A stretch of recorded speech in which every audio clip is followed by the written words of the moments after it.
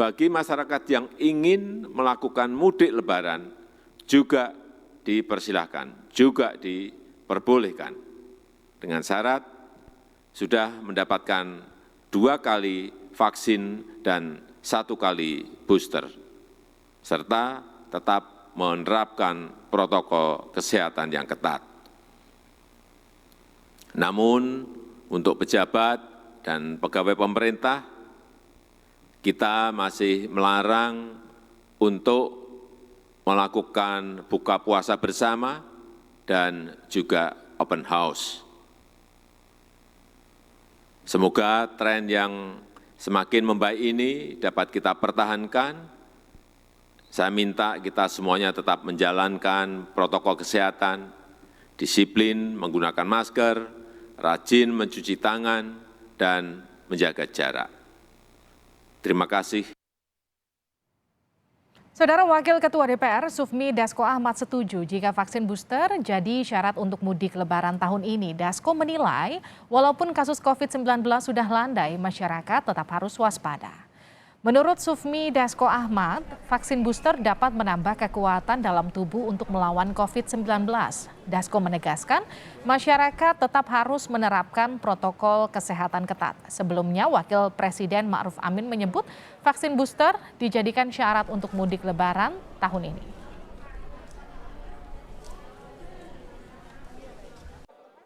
Di mudik lebaran itu kan pasti kemudian akan orang beramai-ramai pulang kampung.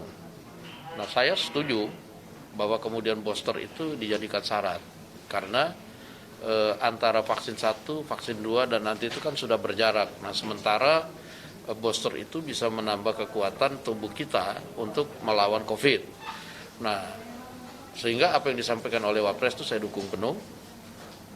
Tapi yang paling penting selain booster itu ya sehari-hari ini kita tetap harus melakukan prokes yang ketat. Sampai dengan kemudian beberapa waktu kita bisa tahu apakah kemudian ini pola COVID-nya bagaimana. Saudara, salah satu syarat mudik lebaran tahun ini adalah warga telah mendapatkan vaksin booster COVID-19. Epidemiolog menilai syarat booster belum cukup, harus dibarengi dengan aturan pencegahan COVID-19.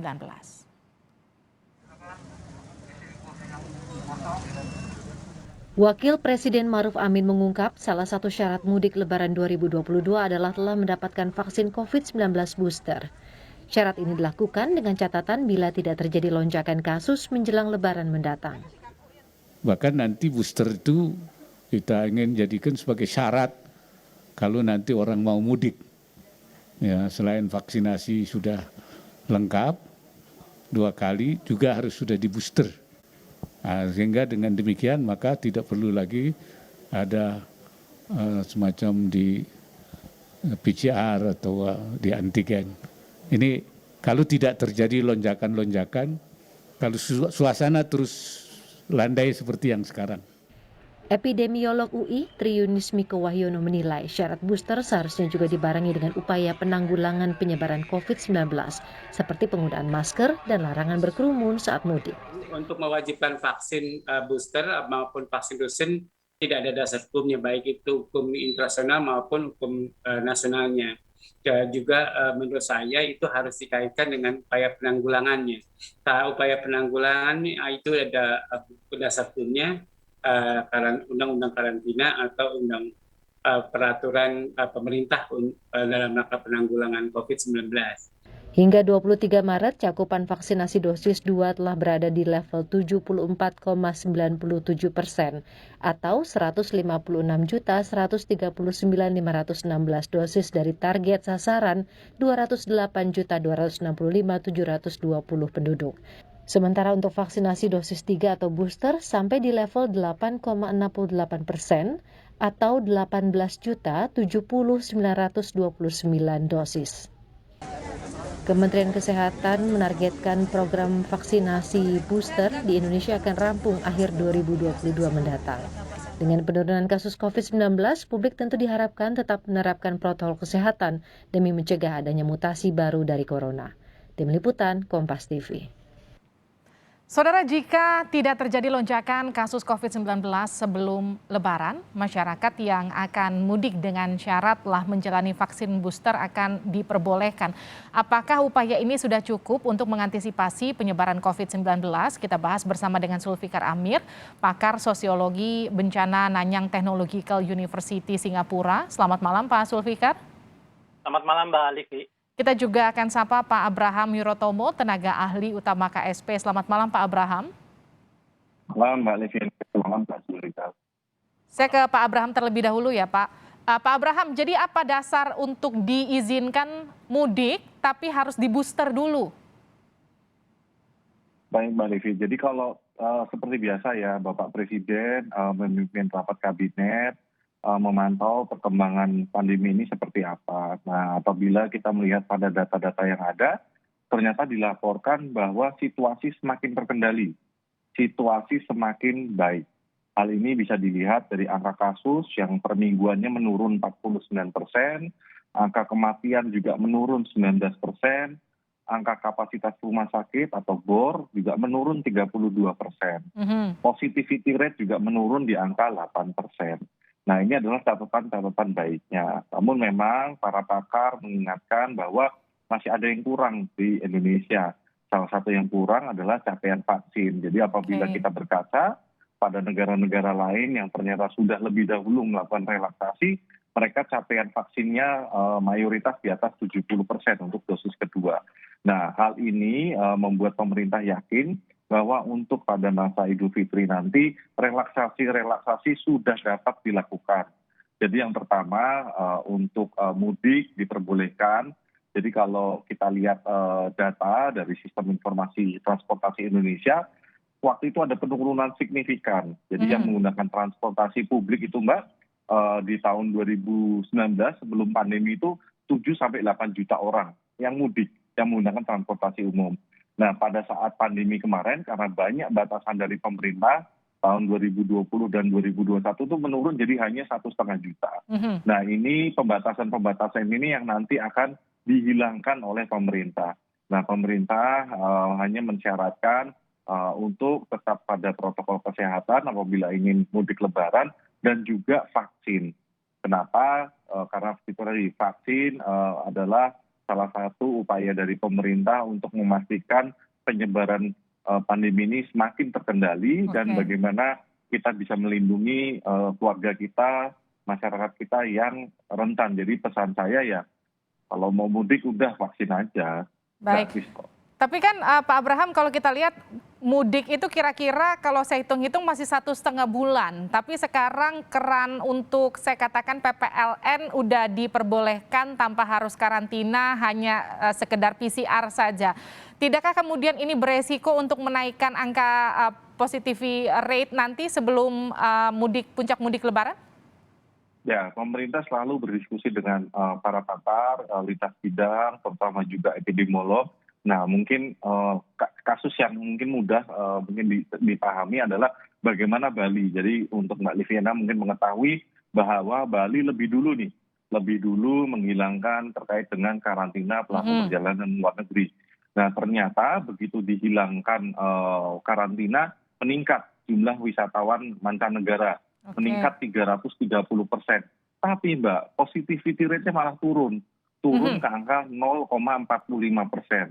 Ini artinya apa? Apabila memang cakupan vaksinnya itu sudah luas, jadi kalau Bali itu sudah di atas 70%, bahkan beberapa titik itu 100%. Jadi apabila cakupan vaksinnya baik, lalu tadi ya sebagaimana Bapak Presiden sampaikan, yang namanya pakai masker, menjaga jarak, serta mencuci tangan itu tetap harus dilakukan. Nah, apabila ini semua dilakukan, maka karantina untuk pelaku perjalanan luar negeri cukup aman untuk kita buka, Mbak.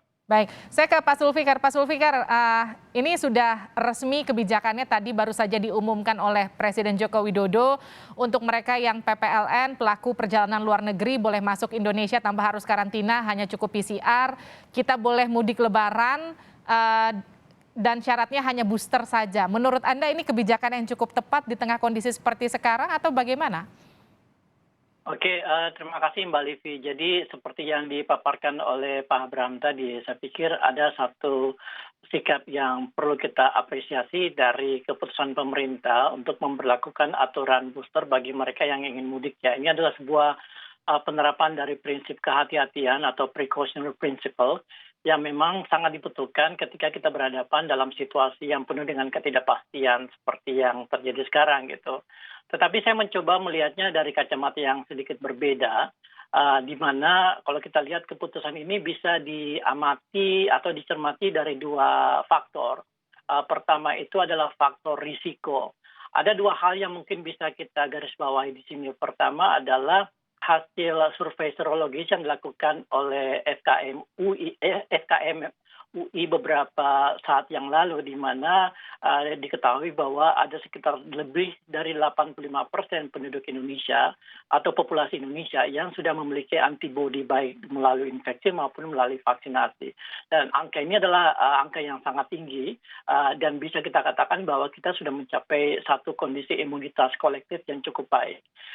Faktor kedua adalah fakta bahwa kita sudah melewati gelombang Omikron, di mana situasi sudah mulai mereda dan angka kasus harian itu sudah mulai menurun dengan cukup drastis, dengan tingkat positivity rate yang seperti Pak Abraham sebutkan tadi itu relatif terkendali gitu.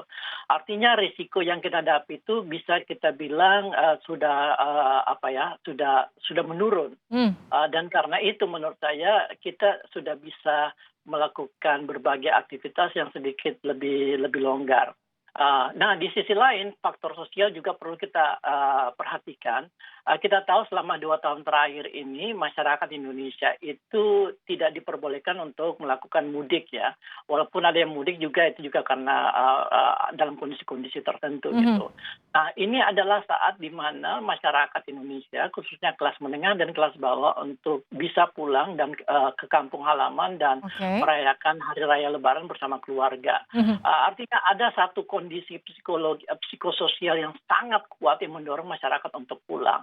Jadi mungkin di sini kita bisa melihat bahwa ini adalah satu hal yang mestinya pemerintah bisa melihat secara bijak gitu. Baik. Nah, pemberlakuan booster itu mungkin bisa kita katakan tepat, tetapi menurut saya dari kacamata resiko dan kacamata sosiologis tadi, sebaiknya booster itu lebih baik fokuskan pada populasi-populasi yang rentan, seperti orang tua maupun mereka yang komorbid.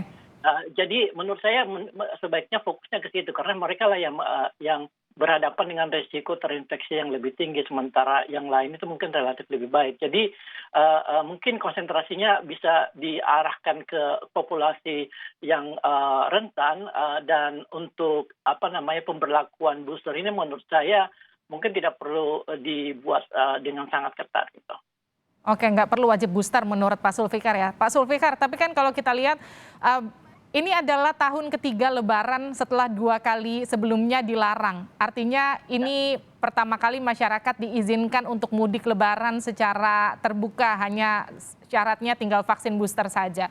Artinya ada potensi juga ledakan nanti ketika Lebaran itu terjadi. Adakah kemudian juga akan mengundang adanya perubahan peraturan baru nanti pasca Lebaran seperti pengetatan kembali? Risiko ledakan itu akan terjadi jika ada satu varian baru yang masuk ke Indonesia. Biasanya seperti itu.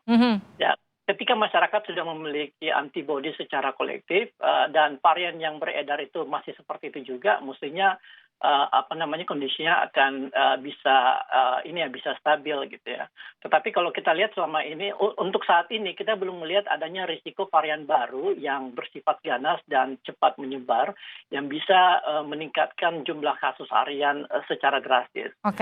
Jadi saya pikir kita harus lihat itu saja. Maksudnya risiko varian baru yang masuk. Kalau misalnya tidak ada risiko varian baru yang masuk itu dan kondisi masyarakat juga relatif stabil, dalam hal bor, dalam hal jumlah kasus harian, mestinya kita bisa membolehkan masyarakat untuk beraktivitas secara lebih longgar. Baik.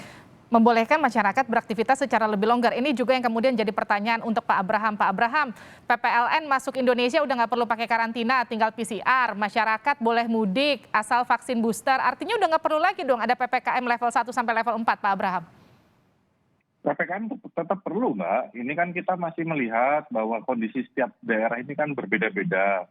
Misalnya seperti Yogyakarta angka kematiannya masih tinggi, angka bornya juga masih tinggi. Tentu situasinya berbeda dari ambil contoh yang masyarakat ramai soal Mandalika. Nah, Mandalika Ya, dinyatakan PPKM-nya level 1. Jadi perlu tiap daerah ini treatment-nya berbeda-beda. Jadi seperti untuk MotoGP, pemerintah menerapkan travel bubble yang ketat. Oleh karena itu, kenapa ada prasyarat juga selain tes PCR juga ada vaksin. Jadi pendekatan pemerintah sebagaimana dikatakan oleh Pak Zulfikar bahwa risiko itu ada, namun pemerintah berusaha mengurangi risiko. Nah, kalau kita lihat kondisi sudah semakin baik, jadi masyarakat yang mau mudik, yang mau bawa anaknya mudik, ya mau anaknya divaksin, jadi biar nanti nggak ada masalah ketika. Nah, yang kemudian jadi pertanyaan juga, artinya treatment yang berbeda-beda ini juga tidak akan diberlakukan ketika Lebaran, karena masih mungkin ada, kalau tadi Anda katakan ada daerah-daerah yang PPKM-nya level 4, artinya kalau ke daerah itu kita butuh PCR, atau ke daerah level 1 kita nggak butuh PCR, atau seperti apa? Hanya betul-betul vaksin booster saja kah? Bukan, Mbak. Kalau misalnya Mbak datang ke suatu daerah yang level PPKM-nya level 4, itu kan artinya misalnya ke mall itu dibatasin dari kapasitas mallnya mungkin 50%, lalu jamnya juga semakin dibatasin. Tapi kalau daerah yang ternyata level PPKM-nya sudah membaik seperti Jakarta, maka bisa ke mall meningkat jadi 70-an%. Lalu sekolah juga mulai kita dorong untuk PTM 100%. Jadi kondisi setiap daerah ini berbeda-beda. Tapi kalau khusus untuk mudik Lebaran, karena pemerintah melihat dan para pakar juga memprediksi reproduction rate, tadi salah satu indikator yang diperhatikan betul oleh pemerintah, prediksi dari pakar menunjukkan akan menurun, bahkan di bawah 1. Jadi confidence, jadi tinggal vaksin aja nih, vaksin, mudik. Ya. Pak Abraham, ini pertanyaan terakhir untuk Anda. Setelah diumumkan Presiden, semua orang yang pengen mudik sekarang pasti langsung berlomba-lomba mencari di mana bisa vaksin booster. Sudah siap pemerintah? Siap, Mbak. Nanti kalau ada yang sampai nggak dapat, udah bilang ke kami, nanti kita bantu. Siap. Terima kasih telah bergabung bersama kami Pak Abraham dan juga Pak Zulfikar, telah bergabung bersama kami di Sapa Indonesia Malam.